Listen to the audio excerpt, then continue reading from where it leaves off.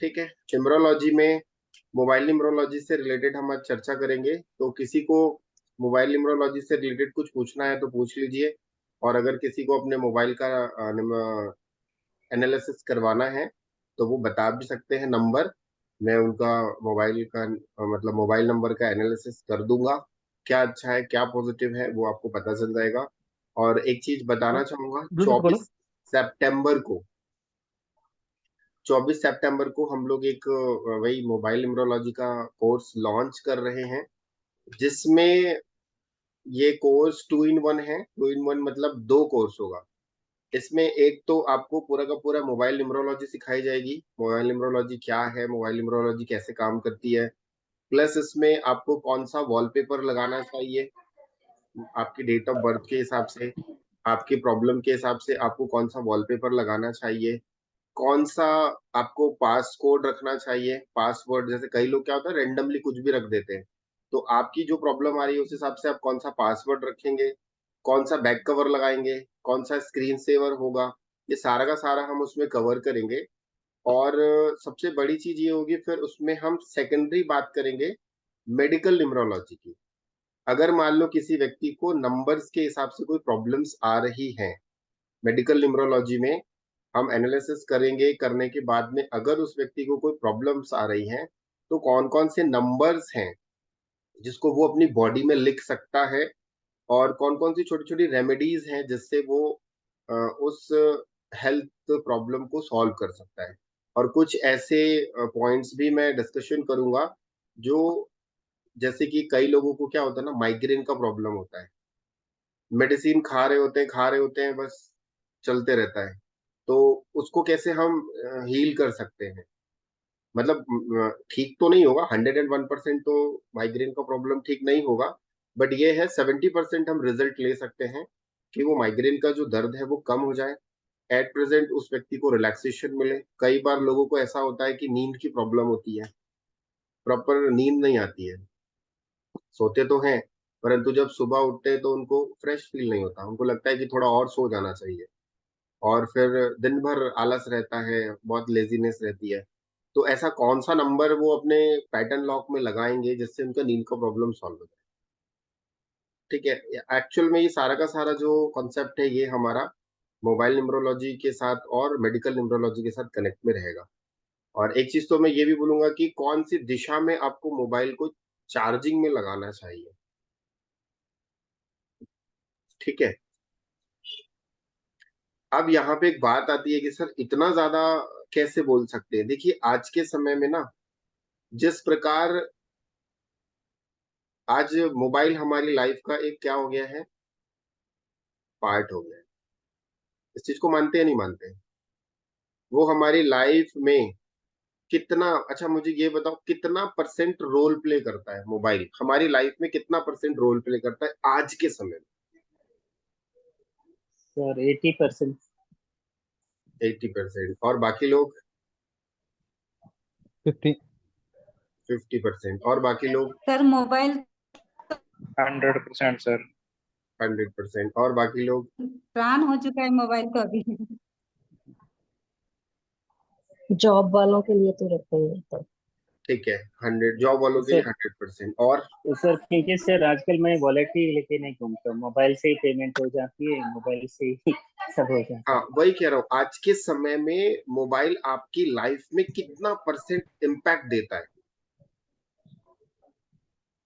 किसी ने कहा 80%, किसी ने कहा 50%, किसी ने कहा 100%। ठीक है, कई कहेंगे सर ये क्या फालतू की बकवास है। ठीक है, कोई बात नहीं। अब जो लोग कीपैड मोबाइल यूज करते हैं उनके लिए तो फालतू है, उनको उस क्लास में नहीं आना चाहिए। क्यों नहीं आना चाहिए? क्योंकि वो कीपैड वाला यूज करते हैं, वो सिर्फ कॉल आएगा कॉल रखेंगे।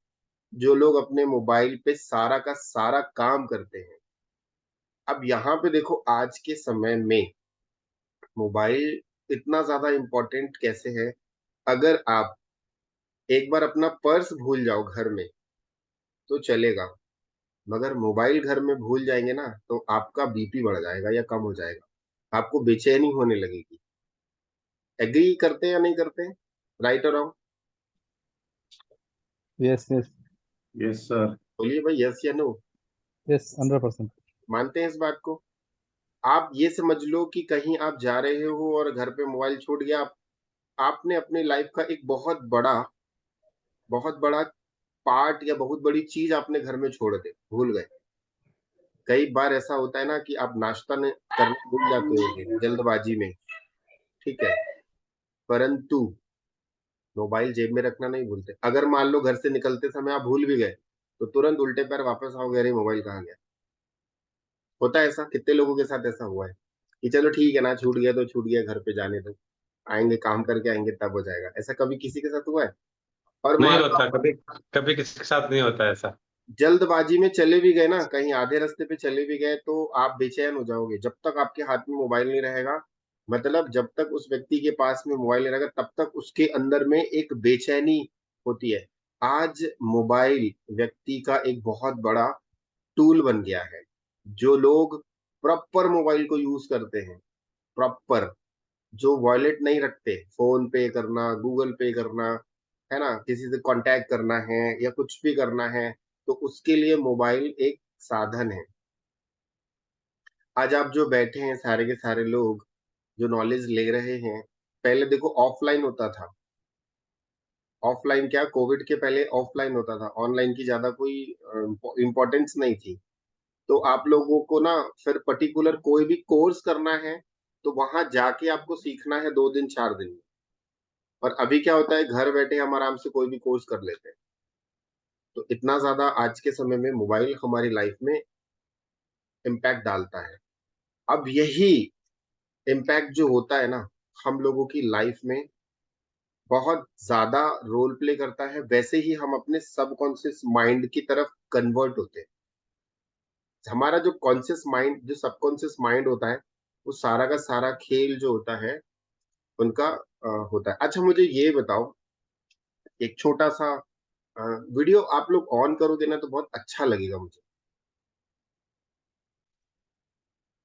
मैं एक ये भी बता देता हूँ कि इसमें जब आप मोबाइल न्यूमरोलॉजी का कोर्स करेंगे ना, तो किसी भी व्यक्ति का वॉलपेपर कैसा है, प्रॉपर वॉलपेपर, उस वॉलपेपर को देख के, मतलब वॉलपेपर मतलब समझ रहे हैं, स्क्रीन, स्क्रीन का जो वॉलपेपर होता है, वो देख के आप बता दोगे कि व्यक्ति की पर्सनैलिटी कैसी है, अच्छा है या बुरा है, पॉजिटिव है या नेगेटिव है, कितना उसकी लाइफ में प्रॉब्लम चल रही है, वो यूनिवर्स से क्या मांगना चाहता है, उसकी लाइफ में क्या डिजायर है, वो सब पता चल जाएगा।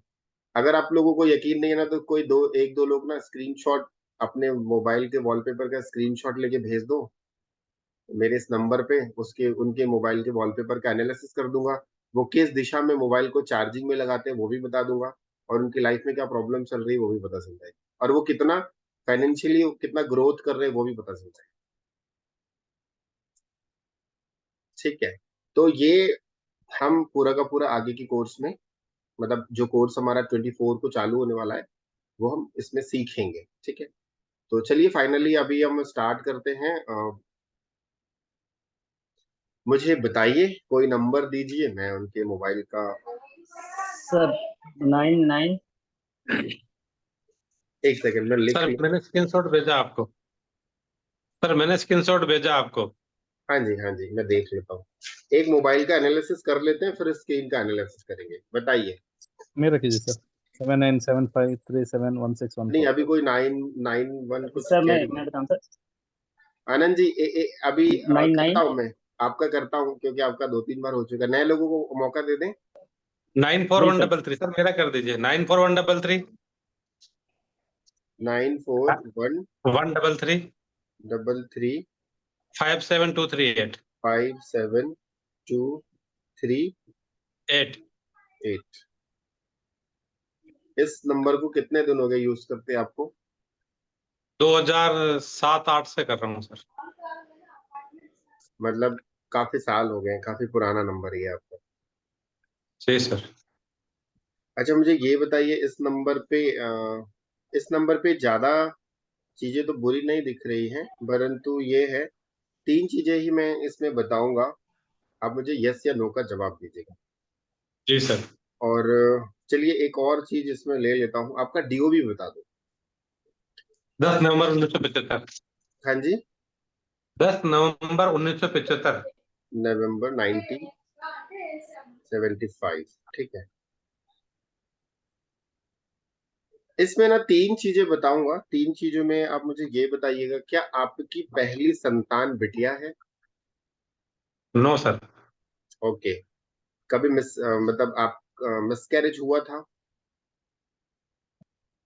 सेकंड टाइम में करवाया था हमने, हुआ नहीं था। फर्स्ट बेबी होने के समय में मिसकैरेज हुआ था? नहीं नहीं नहीं, कोई कोई नहीं। कुछ नहीं हुआ सर।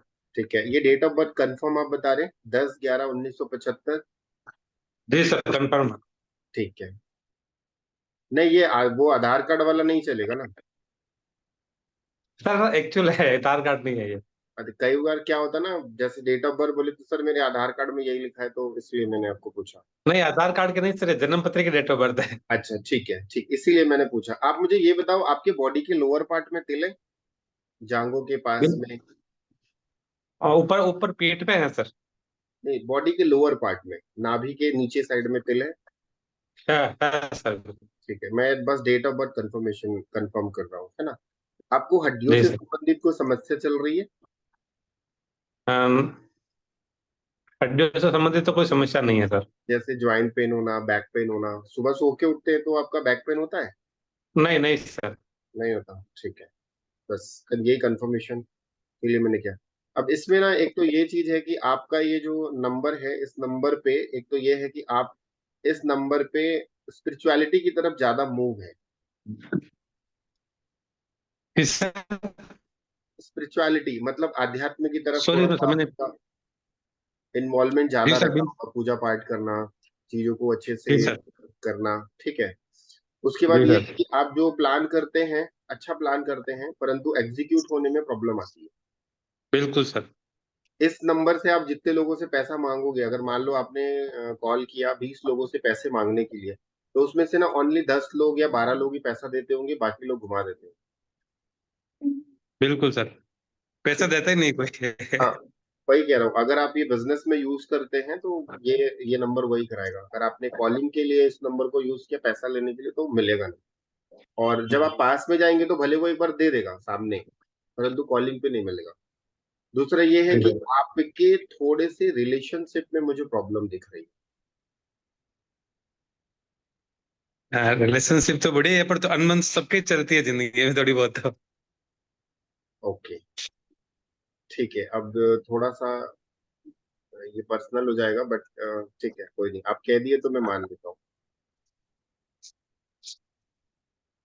एक चीज ये है कि आपका कोई फाइनेंशियल लॉस हुआ है, खूब हुआ है। और जिस बंदे ने जो भी फाइनेंशियल लॉस में आपका पैसा भी कहीं ना कहीं फंसा होगा। बिल्कुल। अब रिकवरी करने की कोशिश कर रहे हैं, परंतु वो अभी तक हो नहीं पाया। नहीं हुआ, नहीं हो रहा है। हाँ। उसके बाद इसमें यह है कि आपके घर में सीलन या फिर आपके घर में क्रैक। देखो, 3 चीजें पूछ रहा हूँ, तीनों में से हो सकता है तीनों मैच कर जाए। आपके घर में सीलन, क्रैक, या फिर कभी ना कभी, कभी नहीं बोल सकते, जनरली नल जो है वो पानी टपकता होगा।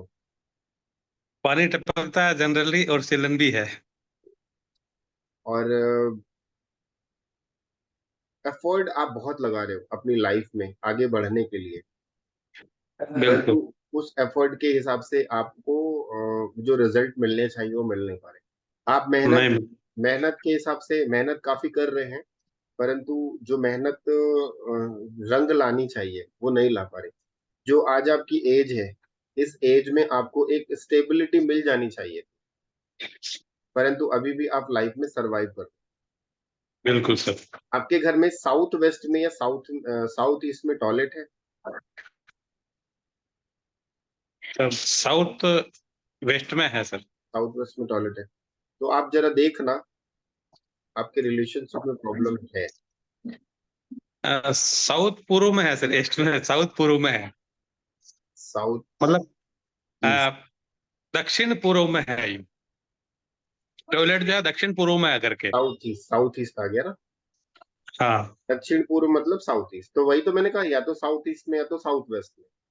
हाँ। साउथ ईस्ट में टॉयलेट, तो पेट से रिलेटेड प्रॉब्लम घर में किसी को चल रही है? पेट से रिलेटेड तो क्या है? ऐसा तो कुछ ज्यादा नहीं है, थोड़ा बहुत तो है, बाकी ऐसा कुछ विशेष ज्यादा नहीं है कुछ भी। गैस का प्रॉब्लम होना, डाइजेशन का हाँ प्रॉब्लम होना। रहती है वो तो। गैस और की एक प्रॉब्लम चीज, जिसके को भी रहती है हाँ तो मेरे को एक भी चीज, रहती है। हाँ जी, एक चीज ये है कि आपका ना जो इसमें कॉन्फिडेंस आपका, एक पहलू में कॉन्फिडेंस अच्छा रहता है, परंतु दूसरे पहलू में कॉन्फिडेंस आप लूज कर जाते हो। हाँ सर। मतलब जब बात आती है बिजनेस की, या बात आती है किसी से पैसा मांगने की, या बात आती है रिकवरी की, तो वहां पे आप कॉन्फिडेंस के साथ अपना पैसा मांग नहीं पाते। सही है सर। आपको डर लगता होगा कि अरे यार मैं इससे मांग लूंगा तो ये झगड़ा मत कर ले, या फिर इसके साथ मेरे रिलेशनशिप खराब मत हो जाए। रिलेशनशिप को लेकर ज्यादा टेंशन में रहता है कि रिलेशन बना रहे, पैसा प्लीज लेट आवे तो यूं। नहीं, एक्चुअल में होता क्या है, जिनको पैसा लेना रहता है ना, वो घर में घुस के पैसा ले लेते हैं, चाहे रिश्ता खराब हो चाहे अच्छा हो, क्योंकि पैसा तो लेना है, पैसा फोकट में तो आता नहीं है।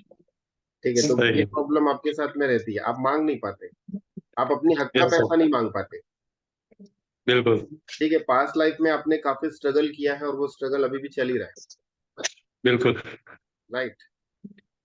और थोड़ा यूनिक चीज बता देता हूँ, एक सेकंड, थोड़ा अलग बताता हूँ। आप मुझे ये बताइए, आपके घर के आसपास में शिव मंदिर है? बिल्कुल है सर। ठीक है, तो शिव मंदिर में और आपको आपका इंट्यूशन पावर कैसा है?